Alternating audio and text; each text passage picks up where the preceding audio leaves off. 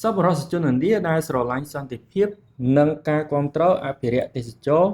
បែបវប្បធម៌និងសាសនាស្នើសុំក្រសួងទេសចរណ៍ជួយគាំទ្រលើគម្រោងសាងសង់រូបសំណាកព្រះវិស្ណុកម្ពុជា-ឥណ្ឌា និងកិច្ចសហការនាំភ្ញៀវទេសចរឥណ្ឌាមកទស្សនាកម្ពុជាឲ្យបានកាន់តែច្រើនថែមទៀត គួររំលឹកឡើងវិញថាកាលពីអំឡុងចុងខែធ្នូបន្ទាប់ពីកងទ័ពថៃបានឈ្លានពានចូលតំបន់អានសេះយោធាថៃបានធ្វើសកម្មភាពឈូសឆាយដោយប្រើគ្រឿងចក្រធុនធ្ងន់និងបានវាយកំទេចរូបសំណាកព្រះវិស្ណុដែលជាអាទិទេពតំណាងសាសនាហិណ្ឌូសកម្មភាពនេះត្រូវបានសារព័ត៌មានធំៗរបស់ឥណ្ឌាចុះផ្សាយយ៉ាងព្រោងព្រាត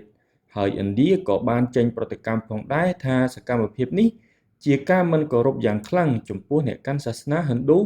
នៅជុំវិញពិភពលោកកាលពីព្រឹកថ្ងៃទី20ខែមករាឆ្នាំ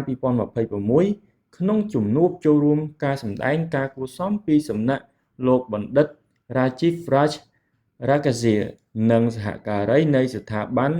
Diplomacy for Good Foundation